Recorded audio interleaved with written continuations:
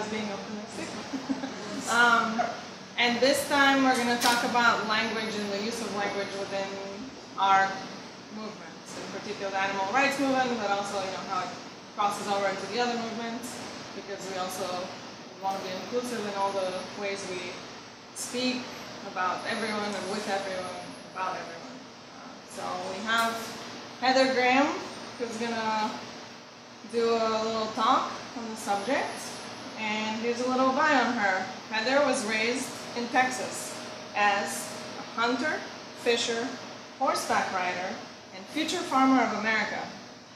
She has been vegan for 5 years and stands here today as an animal rights activist and co-organizer for Direct Action Everywhere in New York City. Outside of her work in the animal liberation movement, she's a feminist, writer, and yoga instructor. Now she lives in Queens with her partner and non-human family comprised of 2 cats, a dog, and 5 fishes. Welcome, Heather.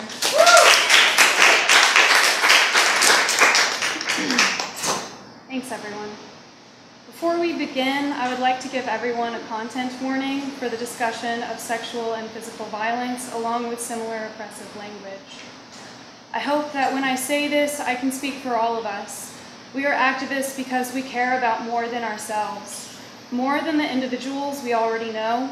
We care about the lives of animals, human and non-human, who are suffering today, who will very likely continue to suffer every day unless we help change this world we are in. As people who collectively work together to end worldwide injustice against animals, it's essential that we identify the areas that oppression overlaps with other forms. We are here as a community, a form of family, as we all speak out for the rights of animals. Community is a crucial aspect to our social justice movement, not only strengthening that which we currently possess, but also expanding and nurturing those that wish to fight alongside us. If we wish to grow, to retain our solid foundation, we must find and implement ways in which we can be inclusive to everyone. Everyone who passes by hearing our message, everyone who could possibly knock on our door hoping to join our movement, and absolutely everyone who stands beside us. In order to do this, we need to recognize the utter critical facet of maintaining a safe space for our fellow activists, so that our own members are not subjected to facing further marginalization or hurtful, unjust stereotypes. This means that we must constantly challenge our own privileges, and by doing that, learning when to close our mouths and open our ears to learn from people who feel oppression firsthand. As a result of respecting our peers, we will construct a network of support and understanding, especially for those who are far too often disrespected, silenced, and abused.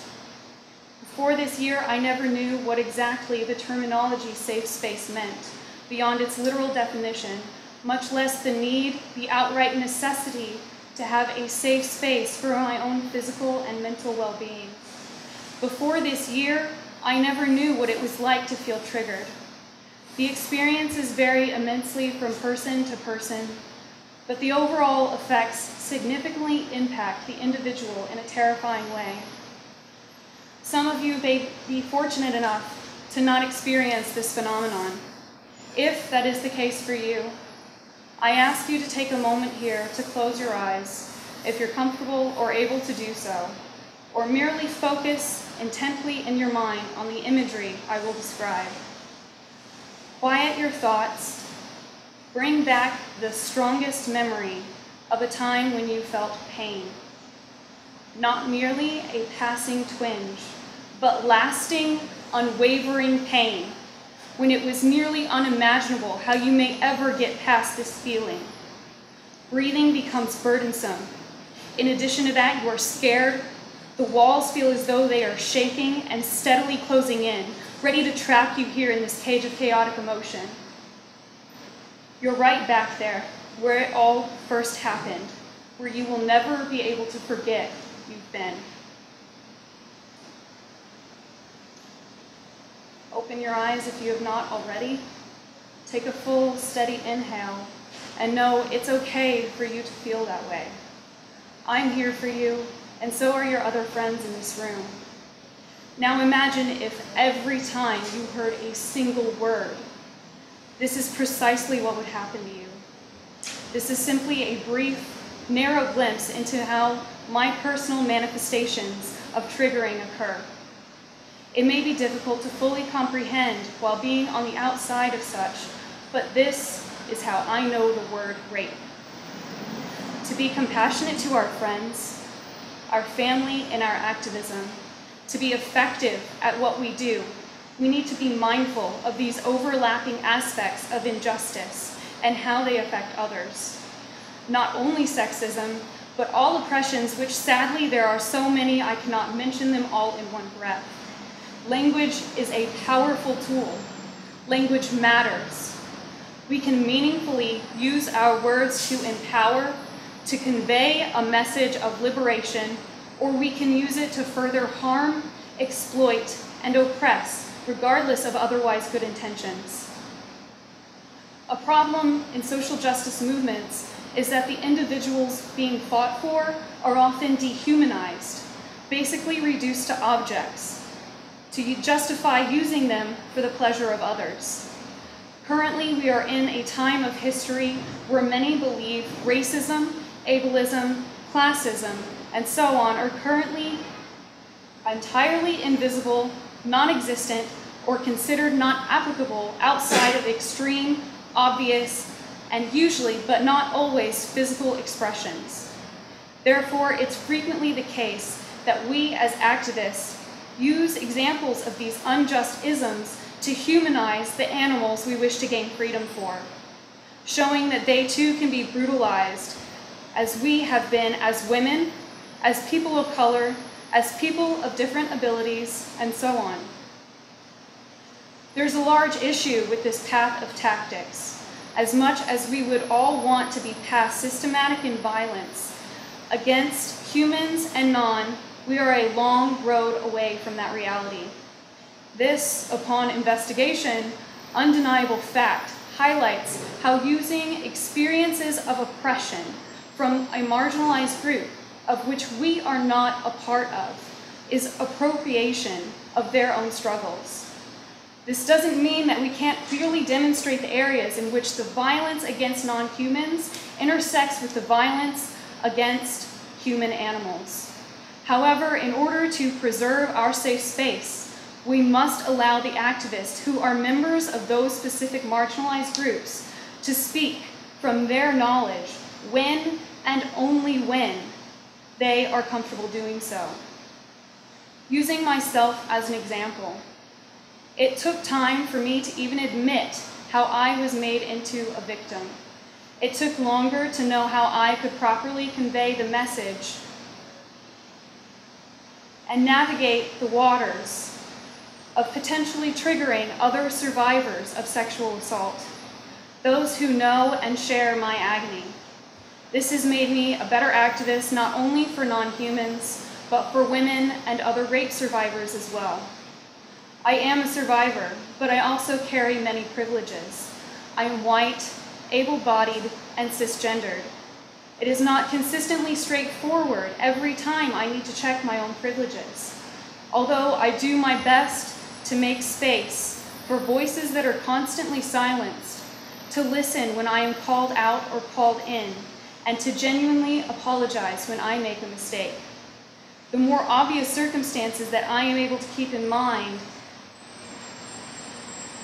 is that I am not affected by history of slavery, mass genocide, nor do I inhabit a differently able body.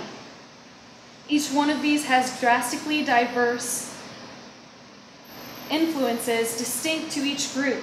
None apply to myself. Keeping this in mind, I know that I have no place to nonchalantly speak on someone else's history or body in order to further my own agenda, despite how well-meaning my intentions are. The impact, in all likelihood, will fall very short of that. When I first began learning about all the various ways in which injustice intersects with humans of varying backgrounds and non-human animals, I readily admit that I was overwhelmed, not knowing where to start, or how to know what information was appropriately applicable, considering the previously mentioned ignorance to many forms of oppression still experienced today. To overcome this sinking feeling, as we are now in an age of seemingly unending material, I insist again that we listen to each other.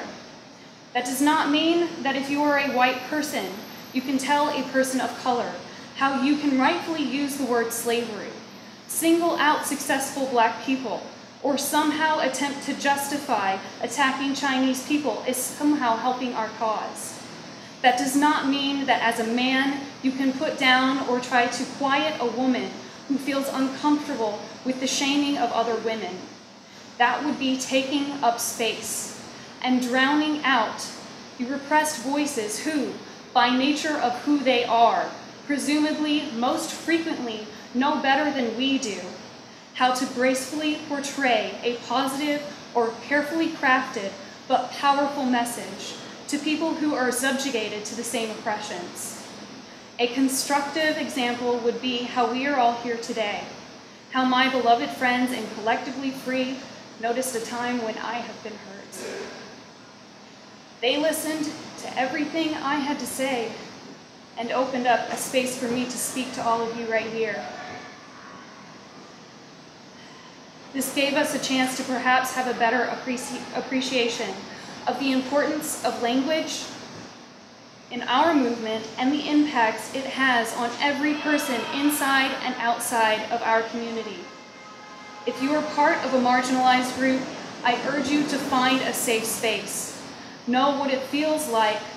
Learn the ways in which to fight internalized self-oppression and how to keep yourself well.